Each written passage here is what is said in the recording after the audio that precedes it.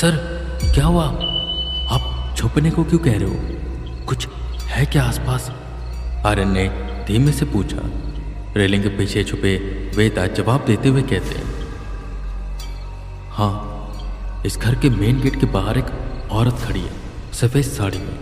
उसके हाथों में एक मटके जैसा कुछ है, जिससे वो इस घर के द्वार में कुछ छिड़क रही है या कुछ डाल रही। मैंने उतना गौर से देखा नहीं, पर तुम झांक कर देखो कि वहाँ पर कोई है या नहीं। कोई नहीं होगा तो भी तुम छुपे रहना। हो सकता है कि वो कोई आत्मा हो, और अगर उसने हमें देखा तो ना जाने क्या हो जाए। अभी हमें पहले समझना होगा कि इस घर में हो क्या रहा है और है कौन इन सब के पीछे। जिस पर आर्यन हल्का सा उठकर देखता है तो एक औरत थी सफ़ेद साड़ी में, जो मटके से निकाल कर राख जैसे दिखने वाली चीज़ घर के मेन द्वार पर डाल रही थी। आर्यन नीचे हुआ और बोला, अरे सर, सच में वहां पर कोई औरत है। ये कोई आत्मा नहीं है, पर ये कर क्या रही है? वेदा ने वक्त देखा, 11:30 हो रहे थे। चलो आर्यन, इसका पीछा करते, देखते हैं ये है कौन और यहां पर करने क्या आई थी। आर्यन ने हामी भरी और वो नीचे आए। हॉल की खिड़की से बाहर देखा तो मटका खाली कर यहाँ वहाँ देख वहाँ से जाने लगी। वेदा और आर्यन घर से बाहर निकले। उन्होंने दीवार फांदी और गेट के पास आए। आर्यन ने देखा वो औरत वहाँ से थोड़ी दूर चली गई थी। वहीं वेदा उस द्वार पर पड़ी राख को देख रहे थे। आर्यन भी आया और उसने उस राख को उठाना चाहा, जिस पर वेदा उसका हाथ पकड़ते और रोकते हुए कहते, नहीं आर्यन, ये राख शमशान की है और घर के मुख्य द्वार पर राख को डालना मतलब ये जो भी था इस घर में लड़ाइयाँ करवाना चाहता है। क्योंकि इस राख में हो सकता है बहुत सी आदमियों की हड्डी की राख हो, और ये आत्माएं हैं जो इस राख के साथ आई हैं, और ये आत्माएं इस घर को बद्दुआ देंगी। और सबसे पहले जिसका पैर इस पर पड़ेगा, सबसे ज़्यादा बद्दुआ उसको मिलेगी। और जहाँ तक मैं जानता हूँ, इस घर में सबसे पहले संजय उठता है और घर का मेन द्वार खोल के बाहर आता है। ये कोई संजय की दुश्मन है, पर तुम दूर हो जाओ।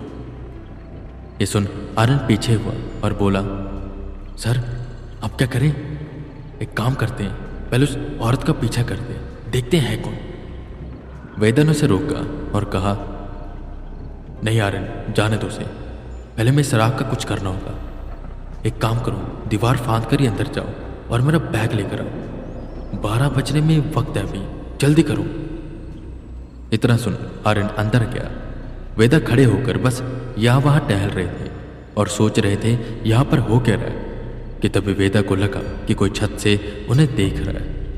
उन्होंने एकदम से छत की ओर देखा तो संजय की बीवी खड़ी एकटक वेदा को घूर रही थी।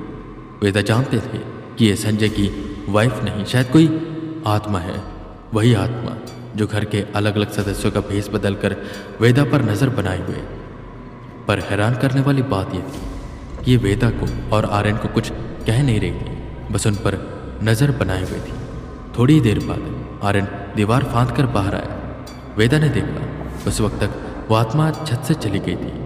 वेदा ने अपने बैग से गंगा जल वाली बोतल निकाली, उस राख पर छिड़का, मंत्र बदबदाए और जमीन पर बैठ गए। जिस चीज़ की वो राख थी उससे उन्होंने विनती की कि वह घर छोड़कर चले जाए और किसी को कुछ भी न कहे। बदले में वेदा ने वादा किया कि वह उन सबको स्थान देगी। कुछ देर बाद वेदा ने बैग से कंटेनर निकाला और अपने हाथों से उसमें राख डालने लगे। अरे सर, ये क्या कर दिया आपने? आप ये भी कह रहे थे कि इसे जो भी छुएगा बददुआ लगेगी, और आपने इसे छू लिया। आप मुझे बताते मैं डंडे से या फरवे से साइड कर देता। जिस पर वेदा हंसे और बोले, नहीं आर्यन, ये तरीका ठीक नहीं है। ये भी किसी की राख है, एक वक्त पर वो जिंदा था। अब तुम डंडे से या फरवे से इस राख को साइड करोगे तो अच्छी बात थोड़ी है, उसे अच्छा नहीं लगेगा। मैंने इनसे विनती की है और वादा किया कि मैंने स्थान दे दूंगा, तो कोई दिक्कत नहीं है। इसलिए मैं इन्हें अपने हाथ से उठा पा रहा हूँ। मैं इस राख को अपने साथ ले जाऊंगा और माँ गंगा की गोद में समर्पित कर दूंगा। हो सकता है कि इनकी आत्मा को मुक्ति मिल जाए।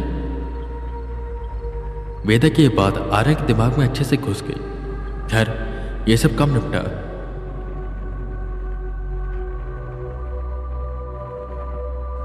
वो वापस से अंदर आए और गेस्ट रूम में जाकर सो गई।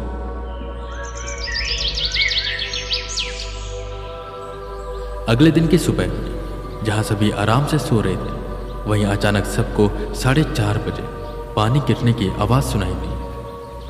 घर के सभी सदस्य उठे और बाहर आए तो देखा वेदा वहां पर नल के पास बैठे हैं और ठंडे पानी से ठंडे मौसम नहा रहे। चारों तरफ कोहरा था, उसी में वेदा बस लुंगी पहने नहा रहे थे।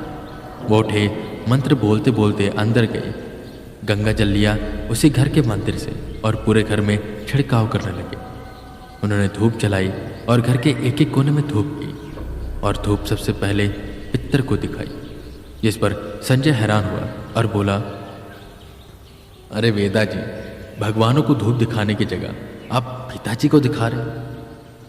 जिस पर वेदा कहते, ये भी भगवान का रूप ही है। अभी आपके पितर हो चुके हैं और अब आपको इनकी पूजा निष्ठा से करनी होगी। चाहे भगवान की पूजा करिए या ना करिए, पर अपने पितर को खुश रखिए, वही आपके घर के दुखों को और कष्टों को दूर करेंगे। इतना बोल वेदा अपनी पाठ पूजा शुरू कर देते, पर वहीं आर्यन घोड़े बेचकर सो रहा था। एकदम से उसके चेहरे पर पानी की बूंदें पड़ी और वह झटके से उठा। उठो आर्यन, 6 बज चुके हैं, जाओ स्नान करो, चाय पानी करें और फिर काम पर भी तो लगना है। जिस पर आर्यन वापस से लेटते हुए कहता है, सर ठंड है, सोने दीजिए ना, उठ जाऊंगा थोड़ी देर बाद। और नहाना क्यों है, ठंड में सर कौन रोज नहाता है? मैं कोई पंडित नहीं हूं, घर जाकर नहा लूंगा। वेदा को इस पर गुस्सा आ गया। उन्होंने रजाई छीनी और सीधा पानी से भरा पूरा लोटा आर्यन के ऊपर डाल दिया, जो कि ठंडा था। आर्यन उठकर भागा और वेदा हंसते हुए कहते, अच्छे बच्चे की तरह जाओ, फ्रेश होकर नहाओ और नीचे आओ, वेट कर रहा हूं। सुबह जल्दी उठोगे तो ही जीवन में कुछ कर पाओगे, समझे? आर्यन मुंह बिगाड़ते हुए बाथरूम में चला गया और वेदा नीचे जाकर सोफे पर बैठ गई। मोहन भी उनके पास बैठा हुआ था। मोहन एक सवाल पूछता है, आप तांत्रिक हैं या पंडित? मुझे तो समझ नहीं आ रहा। जिस पर हंसते हुए वेदा जवाब देते हैं, जैसे आप मुझे देखोगे मैं वही हूं। अगर तांत्रिक की तरह देखोगे तो तांत्रिक और पंडित के रूप में देखोगे तो पंडित।